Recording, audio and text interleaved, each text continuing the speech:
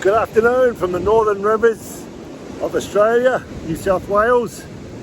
Came down today to do some sunbathing, get my vitamin D and my endorphins and my serotonin and my brain-derived neurotrophic factor. But as you can see, a bit of thunder and lightning, and I have the whole beach to myself to do my video.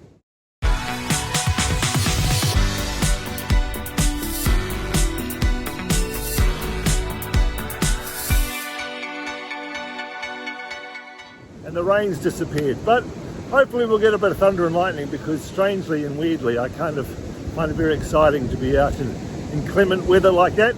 But today we've got a very exciting video. I'm going to talk about the latest research on Epstein-Barr virus and how it can cause autoimmune disease and chronic neurological disorders. I'm going to talk about how sunlight on pregnant women helps prevent respiratory infections in their babies, and I'm going to talk about how eating seafood reduces our mortality over 20 years time by 20%. And as usual, today's video is about my two fundamental principles. Number one is that true health comes from living life in harmony with nature's laws, consistent with the Gaia theory, which states that all living organisms and their inorganic surroundings have evolved together as a single living system. Also consistent with the statement by neurophysicist Carl Friston that the anatomy of any system must contain within it a model of the environment in which it's immersed, which means that we are part of the universe and the universe is part of us, because we're all made up of fractal patterns.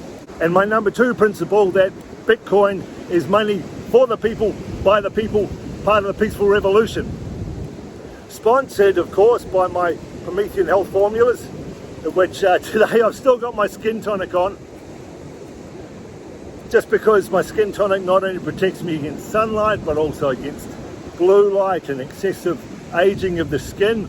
And recently I've added two incredibly unique ingredients, one of which was seaweed, which I foraged down here, and the second was Cola, which is really getting some increased research in its protective and nourishing effects on the skin. Because Cola, which I grow at home actually and consume most days, is otherwise known as the tiger herb, because tigers in India are known to roll in Cola when they have skin wounds they need to heal. And that also reminds me of, I was just sitting in the car waiting for it to stop with pouring with rain to come out and do the video, and I was just scrolling through some new research, and I saw some research just out today that feeding farmed fish, not that I support farmed fish because I never eat farmed fish, but feeding farmed fish seaweed boosts their immunity by 4 times. So seaweed, which is getting a lot of publicity these days about its health effects, but also its sustainability effects for us as a species, certainly amazing food for our immune system. And finally, the videos are inspired by the J.R.R. Tolkien poem. And finally, the videos are inspired by the J.R.R. Tolkien, The Riddle of Strider, with the two great lines, "Not all those who wander are lost, and renewed shall be the blade that was broken." So if you're interested in Epstein-Barr virus in the brain and autoimmune disease, if you're interested in omega-3 fatty acids and longevity, and if you're interested in sunlight and respiratory infections, keep watching. Hang on for the musical break.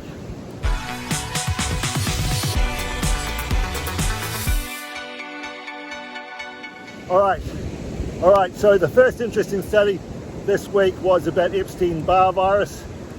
And now that we've got much better ability to test for microbes, in the past we really had antibody studies, but now we've got much better testing for organisms at low levels.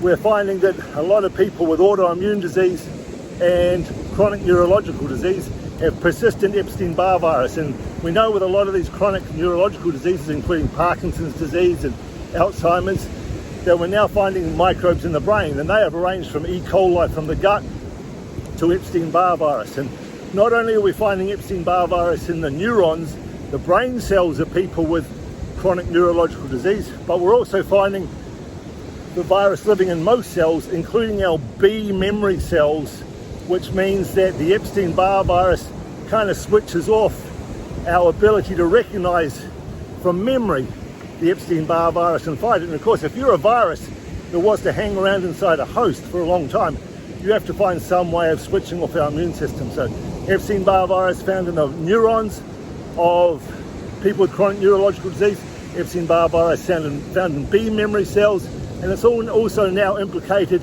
in a lot of autoimmune disease where our immune system gets confused because it's got this persisting virus, and also, as we know, implicated in multiple cancers, including gastric cancer.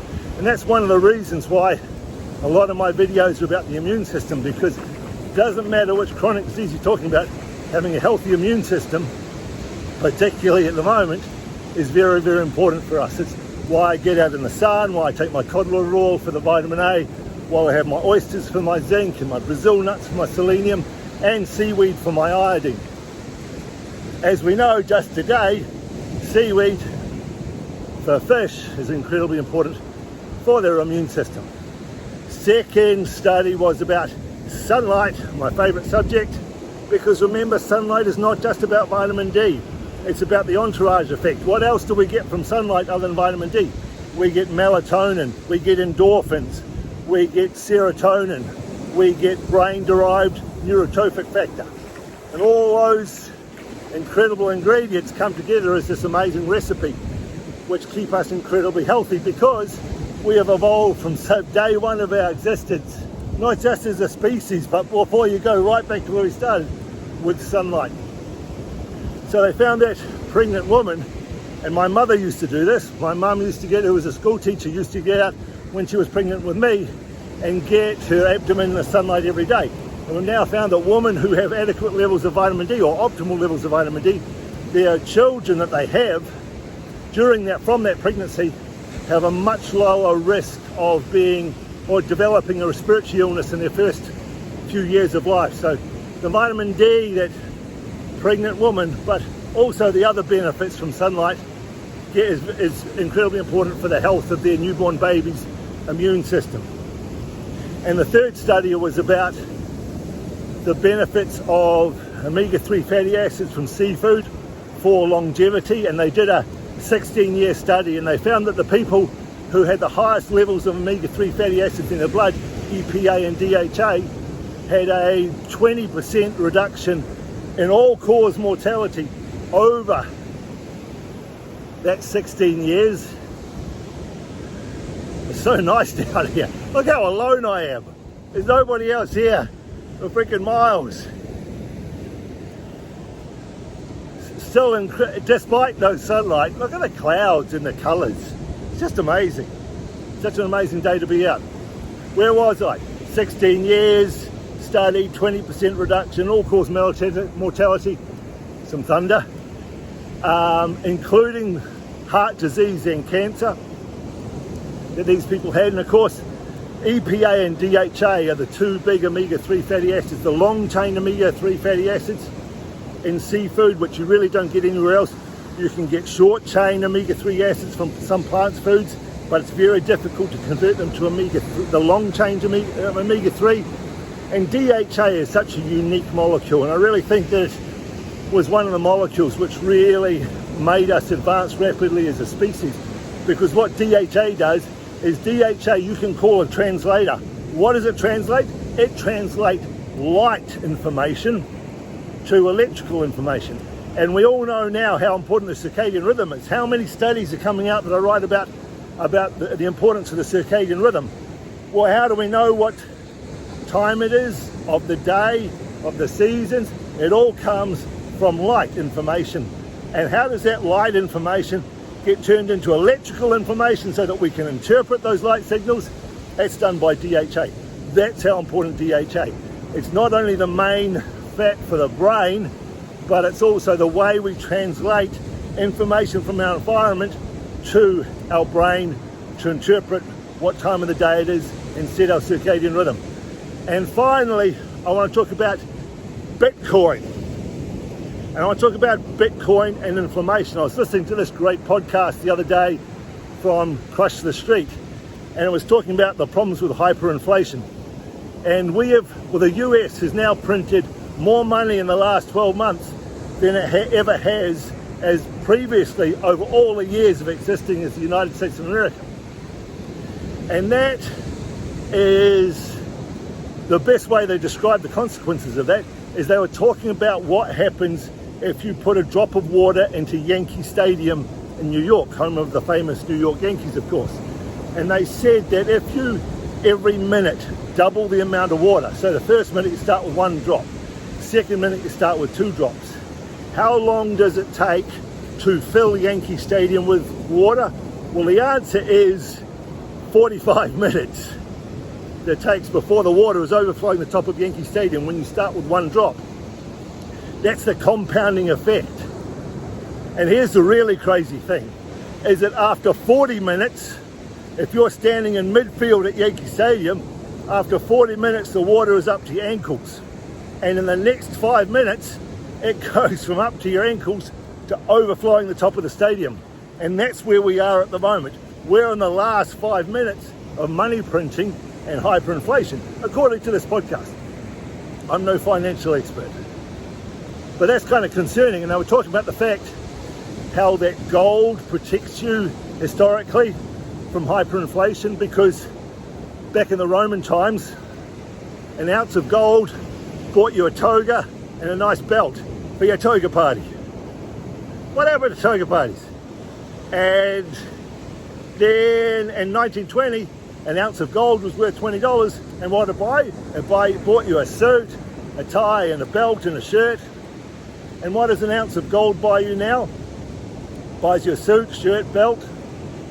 But if you've kept that $20 in the bank account since 1920, it's still worth $20, but $20 ain't going to buy you a suit, shirt, belt, and tie anymore. That's the effects of inflation, and we're coming to hyperinflation now.